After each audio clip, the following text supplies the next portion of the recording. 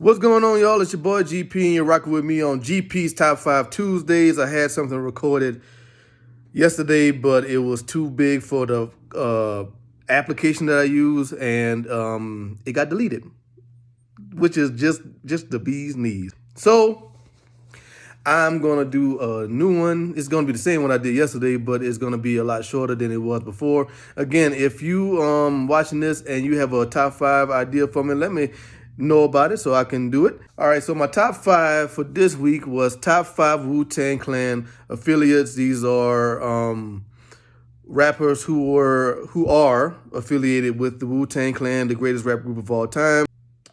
None of these rappers have achieved the level of success that Wu-Tang have. I feel that because of their talent, they deserve to be recognized, they deserve to be shown. The long list of Wu-Tang Clan affiliates is one of the reasons why I feel like the Wu-Tang Clan is the greatest rap group of all time, because not only are they great, but their affiliated rappers and singers and DJs and producers are also very talented as well. Some of them, most of them are very talented. Unlike a lot of rap groups that have affiliated rappers, or this is my homeboy, he raps, my homegirl, she raps, whatever. Most of them weren't weed carriers. Most of them weren't just hangers-on. These are talented rappers in their own right, and they deserve to have their names recognized. You know, none of these rappers were hangers-on. These are talented rappers on their own right, but, you know, some of the Wu-Tang affiliates, you know, there's a large spectrum between talent when it comes to Wu-Tang affiliates. But here's my top 5 Wu-Tang affiliates, also known as the Wu-Tang Killer Bees and the Wu Fam. Okay, coming in at number 5 is Shyheim, a.k.a. Shyheim the Rugged Child, a.k.a. Shyheim the Man Child. Shyheim is to Wu-Tang what Lil Wayne was to Cash Money, in that he was the youngest member of the crew by a large margin, but his talent was prodigious. He was far more talented than his age would indicate, and according to him, he wrote all of his rhymes, and which is a rarity for a young artist, especially of his age at the time. When he dropped his first album, I believe he was 14 years old, a.k.a. The Rugged Child. And he wrote all of his lyrics, according to him. You know, like, you got famous child stars like Lil Bow Wow, Lil Romeo, Criss Cross, rest in peace to Mac Daddy. They had other older, more seasoned artists writing for him. Like Criss Cross had Naughty by Nature writing for him. Lil Romeo, I'm sure, had somebody writing for him. I'm not sure, but I think he had somebody writing for him. And allegedly T.I. was writing for Bow Wow. Shyheim didn't want that, didn't have that, or didn't need that. So so I highly recommend you checking out all these artists that I'm going to name. Check out Shyheim's, a.k.a. The Rugged Child. Check out Shyheim's The Lost Generation. One of my favorite songs of all time is Shaolin Style featuring Squig Trust. Very good song. Squig Trust does a great job with his verse, but the song is great. Shyheim was great. The beat is great. The Method Man sample is great. Shyheim, number 5. Coming in at number 4 is Street Life. Street Life verses are always high marks on the songs that he's on, and I find that, it's just my opinion, I find that his verses have a bit of humor in them. They're very humorous. They're fun, even though they're, still as rugged and tough as Wu-Tang is known for. Street Life's verses are very good and have a bit of humor to them. I highly recommend listening to Street Life's verse on Hell's Wind Staff. He had an album come out, I think, but I haven't heard too much about it, heard too much of it, but he does a lot of work with Method Man, so if you listen to a Method Man album, he's probably going to be there as well. Of all the members of Wu-Tang, of all the affiliates of Wu-Tang, he's the closest one to being an official member. Like Capadonna is an official member, number 10, he would be number 11. Coming in at number 3, number 3 for me was tough when I was doing this originally yesterday. But I decided to give the nomination to Trife Diesel, closely affiliated with Ghostface Killah, member of the groups TMF and Theodore Unit. He is incredibly talented. He's very, very good. If he's on a song, he's not going to let you down with his lyrical content. Like Street Life, there's a little bit of humor in his delivery and his voice, but there's also a level of sadness I find, and a level of melancholy in his verses. He also produced for Ali and Gip. Ali from the Saint Lunatics and Gip from Goody Mop. They had an album and they had a song called Go Ahead, produced by Trife Diesel. You should listen to his album Put It On The Line with Ghostface Killer. He's on a lot of Ghostface songs, and again, he doesn't disappoint. Stronger Man by him is a very good song. He has a lot of good songs. Check out his album. I think it's called Better Late Than Never. I think it's called. Trife Diesel coming in at number 3. Coming in at number 2 is a fantastic Wu-Tang affiliated group, and that group is called Wu Syndicate. That's Maya Lansky, Napoleon, and Joe Mafia. All three is like the Locks. It's hard for me to determine who I like the most out of the three. So they're a lot like the Locks in that way. The Locks is obviously a lot more famous, a lot more successful as a group, but all three of those guys, Maya Lansky, Napoleon, Joe Mafia, incredibly awesome, talented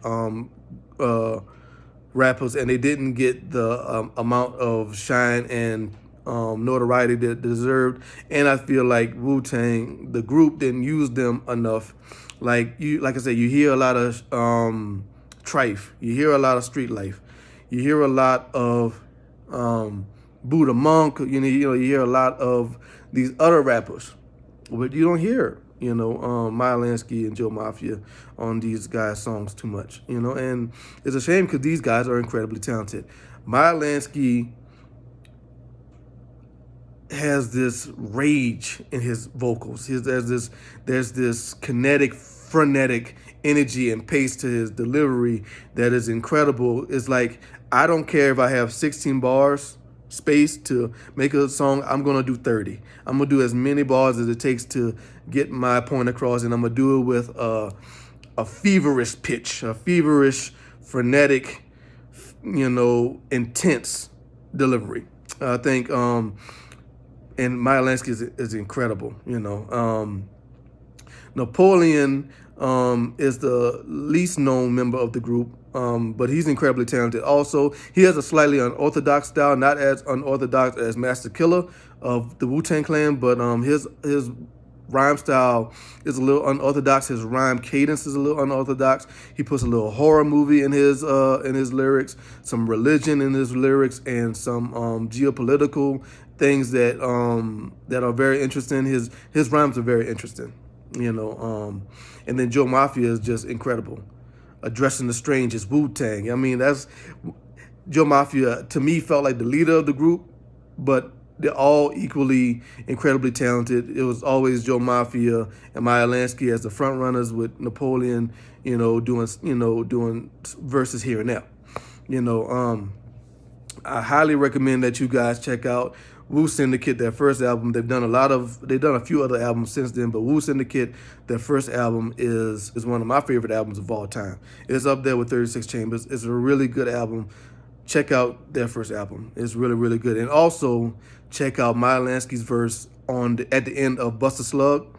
That's a song they had, and he just goes bananas. Like, half the song is Joe Mafia, Il Nob, and Trig Nom, and the other half is Maya Lansky by himself. So I highly recommend you checking out that verse. If you want to hear some real rapping, some real rap gymnastics, check out the last verse on Busta Slug by Wu Syndicate. And coming in at number 1 is, outside of the Wu-Tang Clan, the most lyrically talented rapper affiliated with the Wu-Tang Clan, and that's Killer Sin of Killer Army. He never did, at least to my knowledge, he never did a full album by himself, and I feel like he robbed hip-hop fans and Wu-Tang fans of his talent by not doing a solo album, because that would have been a great album. Killer Sin is the best rapper outside of the Wu-Tang Clan. He's incredibly talented. You gotta hear any Killer Army song that he's on. He has the best verse. Check out his verse on The Worst. That's Onyx, X1, Killer Sin, Raekwon, and Method Man. So check out that song, The Worst. Killer Sin deserves to be #1 top 5 Wu-Tang affiliates, at least in my opinion, and I'm sure I'm not the only one. He is the most lyrically talented guy that's not in the group, to me, my opinion. Just saying, gotta listen to Killer Sin. Coming in at honorable mention, because I like to do honorable mentions when I do my top 5, is a group that didn't get a fraction of the shine that they deserve, the notoriety that they deserve. They dropped 2 albums that didn't go anywhere because the record label that they were on got dissolved and put on another label, and that label, I guess, didn't care about their albums. And that rap group is Deadly Venoms, composed of J Boo, Finesse, Entice, and Champ MC. This is Wu-Tang, but with women. Imagine the true hip-hop energy of Wu-Tang, 36 Chambers and Forever, around that era. Imagine that, but no men, 4 women, okay? All 4 women are incredibly talented, and what I like about them is that they could have been the first ladies of Wu-Tang. The first lady of Wu-Tang is Takitha. Shout out to Takitha. But with hip-hop does this thing where so-and-so is the first lady of such and such group or crew or label or whatever. And it just means that they're just hypersexual. And there's nothing wrong with a woman being sexual. You know, sexuality is a part of womanhood. Sexuality is a part of humanity. You know, so there's nothing wrong with being sexual, but these 4 women didn't rely on their appearance. They didn't rely on their body parts. They didn't rely on their sexual talents. They relied on rap music. They relied on their rapping skills. And all 4 of them were seasoned rappers, you know, incredibly talented rappers. They ain't talk about how good they were at doing this. They weren't talking about how good this body part was. You know, they were just talented women rappers. And I highly recommend you listening to their first album. You can get it online. You can listen to it on YouTube. Again, it wasn't released. It's called The Antidote. No. I think their first album was called Pretty Thugs. The second album was called The Antidote, I think. Just look up Deadly Venom's first album, okay? It's disappointing that they didn't get the shine that they were supposed to get, you know, because they were really, really good. I mean, just think about Wu-Tang, the grittiness of Wu-Tang, but replace the men with women, and that's what you got. There are a lot of women, you know, like Cardi B, Nicki Minaj, Meg Thee Stallion, beautiful women, very sexual, but also very skilled too, also very talented, you know, also very talented rappers. But a lot of women is just talking about their, you know, their sexual abilities, and that's fine, that's cool, but there's more to you as a person than what you got between your legs and what you could do with it. You know what I'm saying? Just saying. That just, you know, I mean, I like things like that, but you know, there's more to a woman than that. So that's my top 5. I talked real fast. I did it over. I didn't want to do it. I accidentally deleted my first one, so this is it again. So it's a little faster, a little more concise, I guess, than my first one. So I guess it was good that I deleted the first one, because this one's a lot better, I think. Thank you for listening. Thank you for checking this out. This might be done in 2 parts because I gotta split this thing up in half for it to get sent off to YouTube and Instagram and all that stuff. So, you know, whatever. Thank you again for watching. Shout out. It's your boy GP. Peace and love.